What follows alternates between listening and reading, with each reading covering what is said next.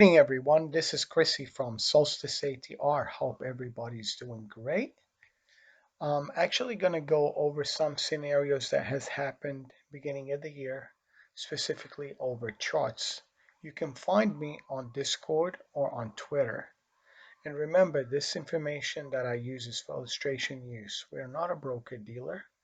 Past performance doesn't indicate future results. Use at your own risk, and data may not be copied. Okay. From here, if I look at the market, I'm going to question three things here. The Federal Reserve Board from the 80s, 90s, throughout the 2008 bubble and 2020, the pandemic, COVID-19, and since we had the elections, all the time the Federal Reserve Board has been pumping money into the system. Is this going to eventually change the trend in the direction for the bears or continue to be bullish as much as they print money globally and domestically? And we're going to evaluate the charts since this is the first week of the year by taking a look at the SPX, the banking sector, BTC especially, and Tesla, while looking at a couple of electronically traded funds that are part of the Dow, the Nasdaq, the Russell, and keeping an eye on the dollar in relationship to the gold, GC_F and crude oil, and at the same time what small cap will do. This was from last week's video. I want you to understand. Trade the charts in front of you. Don't be biased. Do slow down this video by pausing it so you can get some idea. Look at the Fibonacci's, linear regression channels, triangle levels, breakout, breakdowns, and understand trading is specifically once you learn how to read the candles and understand momentum and trend, you'll be able to get direction if you're a swing trader or a day trader or a scalper, so that way you don't get caught and trade according to your capital. Maybe one person trades 1,000 shares, another person can only trade 10 shares, for example. Make it according to your size of your account so you don't end up being solvent later on, because the big guys are the sharks in the water. We're the little fish. As long as we swim in the same direction they are swimming, you want to bite on the food that they are biting on the leftovers in the water. If you swim against them, if they bite you, you're going to bleed to death. So remember that kind of a simple rule analogy that will give you an idea to where you're at. And we'll come back over this chart one more time. Okay. First of all, I have the SPX, the Nasdaq, the RUT, and the DJI. The combination of those four, by adding a plus sign next to them, it gives me an overall range of the market move. And this week we looked down on Monday due to the Trump and Biden elections in the U.S. and what happened in the Capitol. Then we grinded back inside day on Tuesday. Wednesday, we continued higher. We cleared the Monday high. We continued on Thursday higher. We tested part of the Thursday range, and eventually we went back up and closed on an annual high. Does this mean that the market can continue higher? We have to be open-minded to break down the S&P 500 and the sectors in it. We're going to look at the Dow, how it is in relationship to the Nasdaq and the small cap. And we can take a look at a couple electronically traded funds to keep them in your eyes. If you cannot trade futures, you can trade the SPX, or the SPX is the SPY, which is the ETF for the electronically traded fund of S&P 500. As you can see, the range was on an uptrend. Or you can trade the Nasdaq NDX or the NQ/_F, which is the QQQ for the Nasdaq. As you can see, after the recovery from Monday, Tuesday, Wednesday range bound, eventually we broke up Thursday, and Friday we continued higher on the Nasdaq. Let's take a look at the IWM. The small cap was the strongest in the last couple of weeks. Potential on Monday it had a small down day. Tuesday recovered inside the range. Most of the move that happened from Monday. Tuesday went back up. Tuesday recovered. Wednesday broke up, annual new high. Thursday continued higher, but on Friday, the banking sector and the small cap were a little bit under pressure, but they came back to stay for the week on a bullish trend. That's the small cap IWM. If we look at the DJ, I believe it's DJX for the or the /YM underscore F, which will give you, or /YM, it will give you the Dow. As you can see, the Dow was range bound for more than 2 weeks. Grinded a little higher the following week. Then on Monday, we opened on that gap down. Tuesday, inside day. Wednesday, gapped up. Thursday, gapped up. But on Friday, we stayed in the range of the Thursday action. We have to be open-minded if there's going to be any changes in the trend in inflation, if inflation's around the corner or the Federal Reserve Board keep pumping money into the system. I will add the XLK. This is the technology sector ETF. Let's say we want to buy Amazon or Tesla or Netflix or biotech instrumental ISRG, or we want to buy micro. Some people cannot afford, or they want to buy Navido or Mali. They are too expensive of a stock. They have to use an option, or they have to use small amounts of shares. This is a way to take a look at the pool of those tech sectors and trade the electronically fund in the direction of those moves when the pool of investments such as the QQQ will be moving up or moving down. So that's the technology sector. I will use two more other ones with the VIX, and what I'll use is from this list the XLV, and that's the healthcare sector of the overall market because it's part of the S&P 500.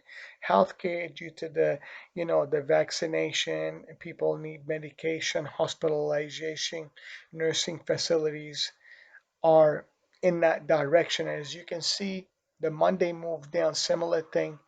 Then Tuesday come back to basically close almost flat. Then on Wednesday, gap up, continuation higher. These represent part of the S&P 500, and that will give you a better idea what to trade, what not to trade. Like if I want to look at the ETF for the banking sector, it's called XLF. It doesn't represent a big portion of the S&P 500, but it gives me an idea. Hey, that's the ETF for the banking sector. We can go through all of them, but I don't want to do that. We can add one by one every week a little bit because I want to concentrate more on the S&P, Bitcoin, and other equities that moved up this week to the upside. So let's take a look at the /ES, which is the ES mini. I will go over this one a little bit more in detail. What I've done here is basically I've took the range from Monday low to the Friday high, and I measured the distance between the high and low, and this is our 50% fib for the Fibonacci.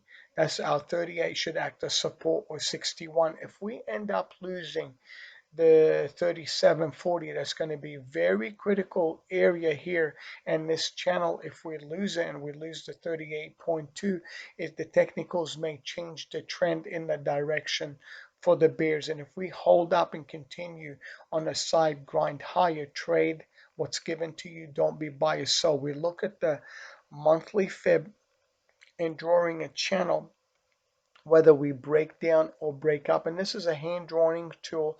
As you can see, I put a channel here and it's got an angle, and I put one up there. Some of these are called linear regression channel in the direction of the move up or the direction of the move down when we're trading in an uptrend or downtrend. These will give us ideas to be either when we swing trading or day trading to be on the right side of the trade so we don't get caught on the wrong side. So that's the S&P 500. And if I look at the volume profile, we can use the monkey bars or the volume profile. You can go here to chart mode standard, and we can go monkey bars. And here we have 15-day, 30-minute. This is the volume profile on this side. This has a value area high, a value area low, and the most contracts were spent here.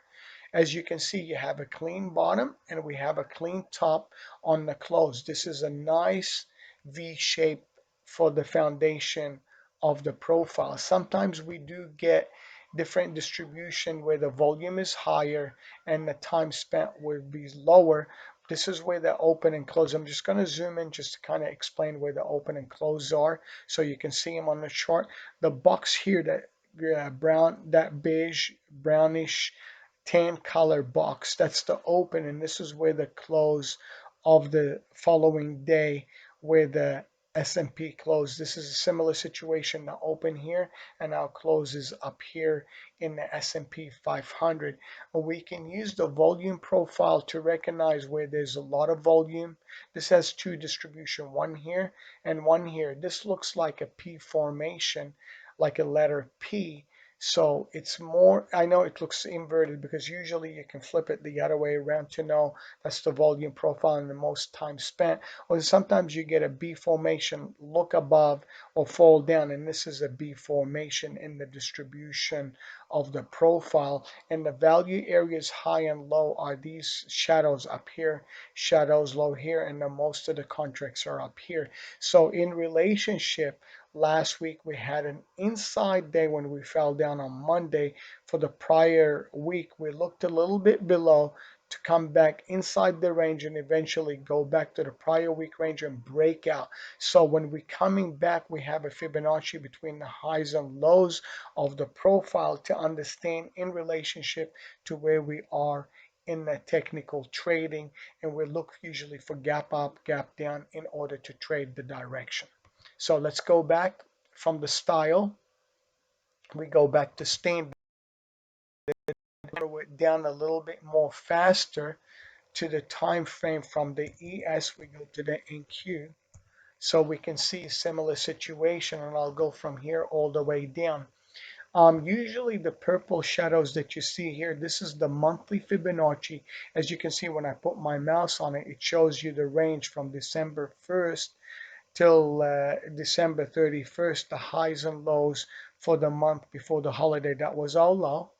This was our high for the month, and I measured the distance. Our 50% is purple, the 38 and 61. These are very important areas on the monthly, and the extensions are usually 23, 38, 61, and vice versa to the bottom. So we're going to trade what we know. We usually measure the monthly fib. We draw a channel in the direction of the move, and at the same time, we can connect the smaller range channel when we break above or below, like here when we broke up. This was a move up trade to the upside in the direction of the momentum to the upside, and once we get to the upper range where we had the same double top, usually if you don't get resistance there and you break up, you continue higher, the trend is still up until this trend is broken. If it falls here and comes back, below this area here, and it falls through the support prior fib, we look for the backside of the 50 and the 18 simple moving average and the 38.2, which is the 61, 50, 61 or 38 to the support area. So we're going to trade what we see. Let's take a look at the Dow now, the YM. The YM, as you can see here, is in a similar situation. On the weekly bar, this is our low, this is our high. We are in an uptrend. I don't have a channel up there. We can connect it to show you how to do this. You grab a channel. This is our bottom. This is the bottom of the chart.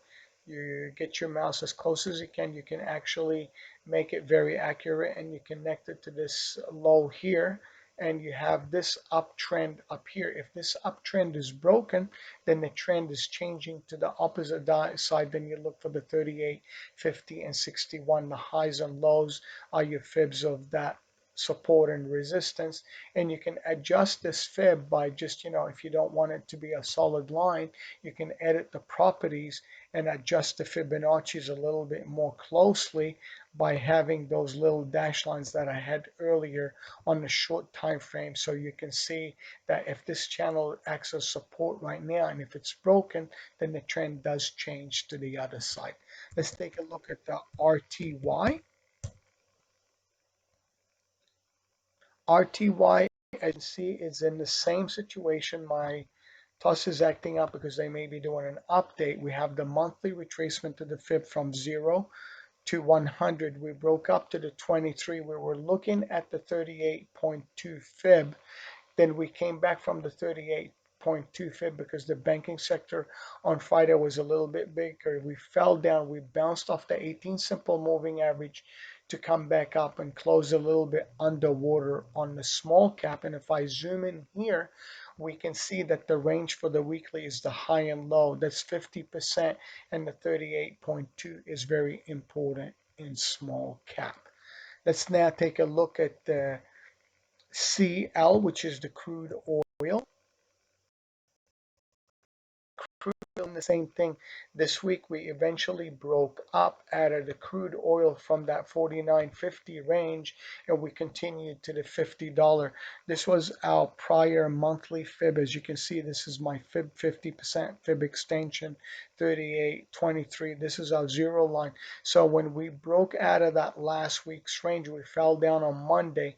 Then on Tuesday we recovered 100% of the overnight Monday range. We went sideways, and on Wednesday we gapped up. We came back, retested the area, and bounced off. Thursday was an inside day of the upper distribution, and on Friday and eventually we broke up to continue higher. So the weekly fib is from here to here. We have a 50%, 38 and 23, and the machine, as you can see, it drew a channel, but usually I anchor them a little bit different. We are in a cone. We keep an eye on that resistance area where it broke out in the morning range, because in the push in the afternoon you can see it had a nice spike up due to inventory, Saudi, OPEX and stuff.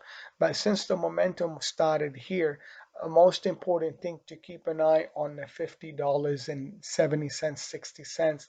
That's going to be very critical if we're going to find support or resistance in that area in crude. So let's go now to BTC. And the reason I'm coming to BTC, everybody's super bullish on BTC. Remember, there's a little bit rotation between gold and BTC. Since the December range that we broke out of, we haven't been able, other than get gaps, continuation, go sideways, consolidate, and push a little higher. In the last week's range, from 2 weeks ago, we consolidated, broke up, consolidated, looked up, and eventually we came and retested in this week's range. We fell back down, from the 33 area. This is the annual Fibonacci high. And this is the monthly high and low, which is a little further down. That's your 0, 38, 20, 23, 38, 50, 61. This is going to be a very important area for BTC to hold between the 38 and 50% or the annual high for the year, because we're starting to get a little bit extended.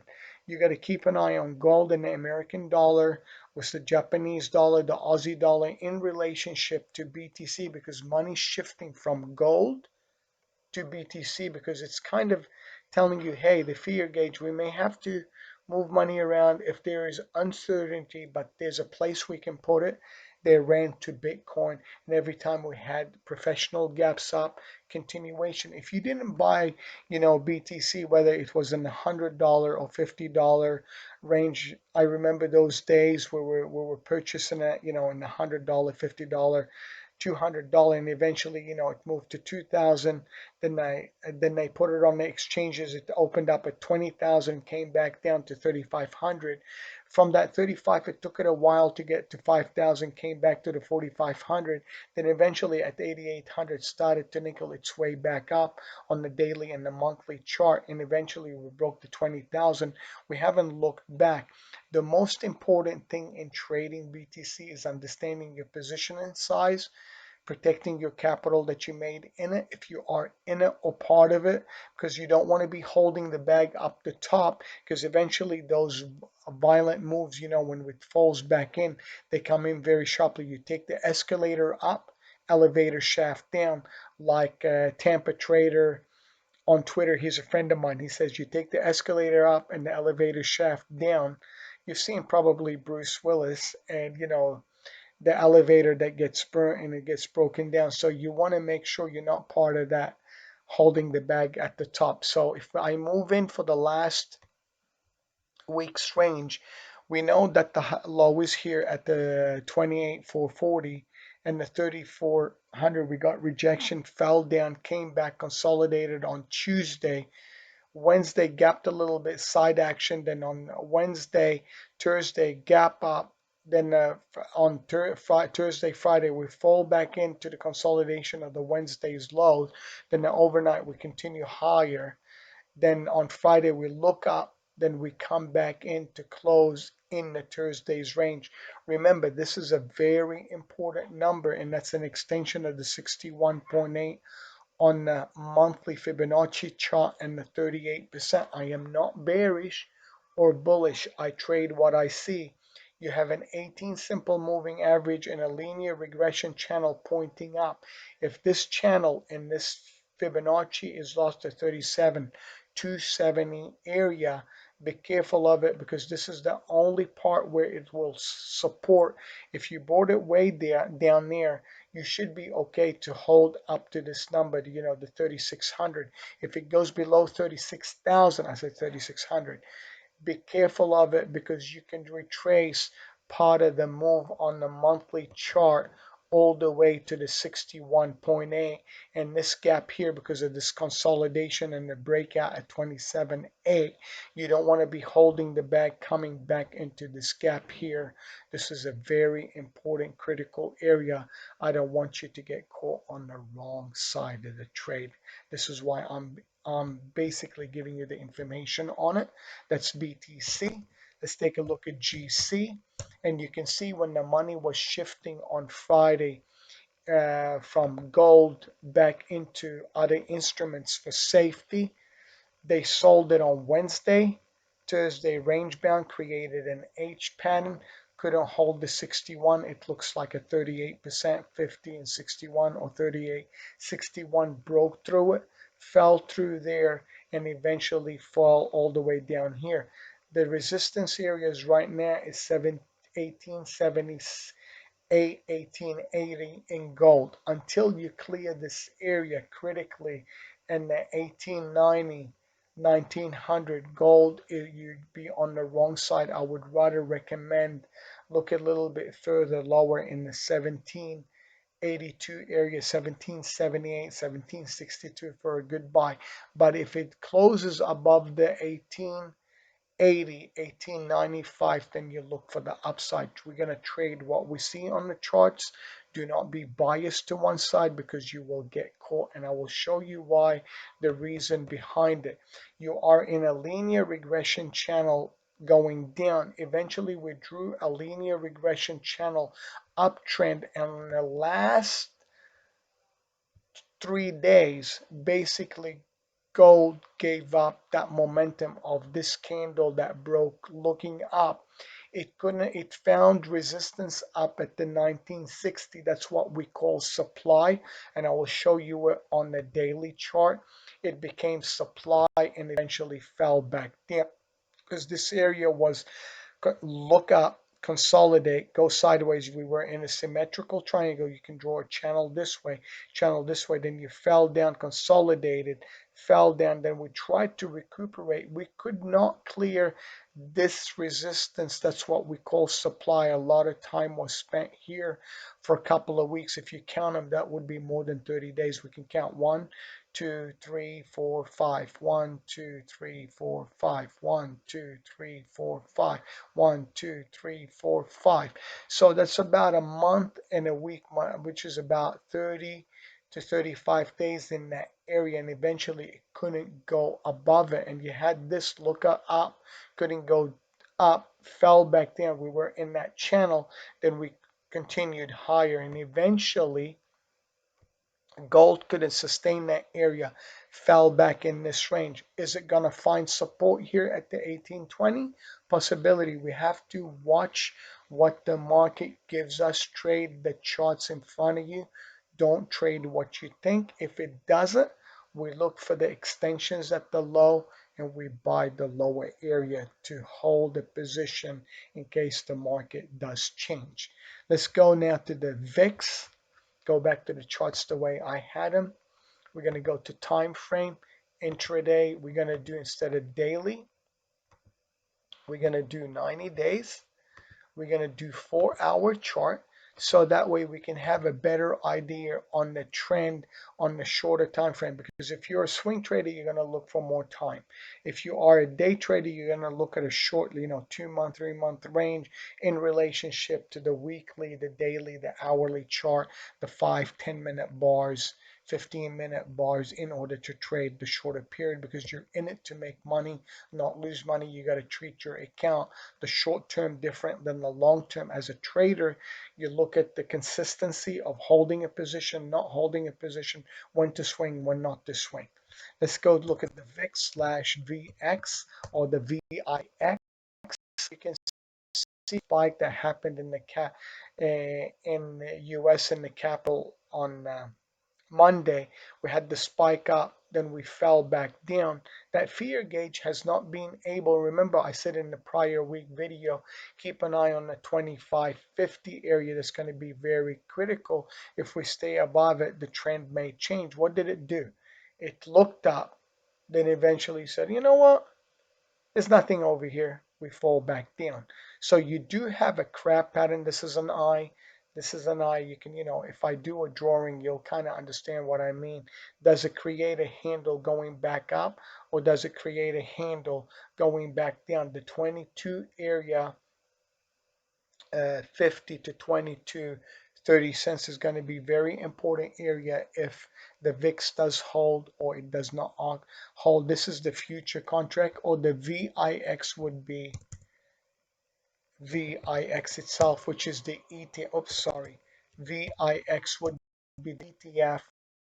You can trade, as you can see in the prior month, when August, July, when we had the spike and we had the dump, then we consolidated, we looked up, came back down on the election area. Then here we had similar situation, spike up, come back down. Do we continue? What we did here, we kind of, I left here this gap here. This was not 100% gap that we filled. It still hasn't been filled. We filled a portion of it when we came back, retested this area. It was a little bit up here, then I recorrected it to the bottom. Does it continue lower to get a U-turn, or do we U-turn back up to that 2450? The VIX is an ETF fund of the future, which is the V/VX. This one, the numbers a little bit skewed, so you're going to keep an eye on the 2372 to 2450 area, would be very important in VIX. So let's go back, taking a look at AAPL. As you can see, Apple here, whoa, what happened here? Apple, it was in a downtrend, trying to come back up. If it cannot clear the 34 area, that's going to be a problem for Apple. In order to continue, it may reverse down. So we're going to be very critical. If you look at Facebook, is in a similar situation, in a downtrend, not an uptrend.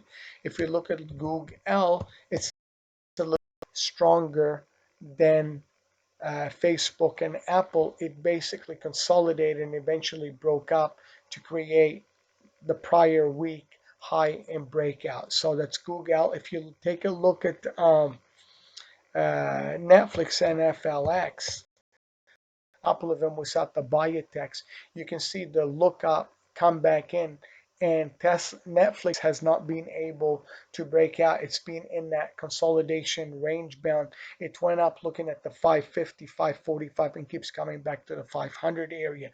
If that 500 doesn't hold, does the trend change in the market? So be open mind by looking at the NASDAQ, by looking at the banking sector and different instruments to keep you intact. Let's do one more, which is Tesla in relationship to BTC. Tesla is in a similar situation to BTC. Money's running to it. Is the company making a profit? Maybe, maybe not. Because, they don't sell as many cars. All of a sudden, this electric company, which is a battery company, became better than Toyota, better than General Motors, Mercedes, Porsche, Audi, Volkswagen. I mean, I don't want to go down that route because if eventually that move up and you end up losing the extension fib, which is a 61 or the 38, if you have it from way below, that is fine to hold till the 775.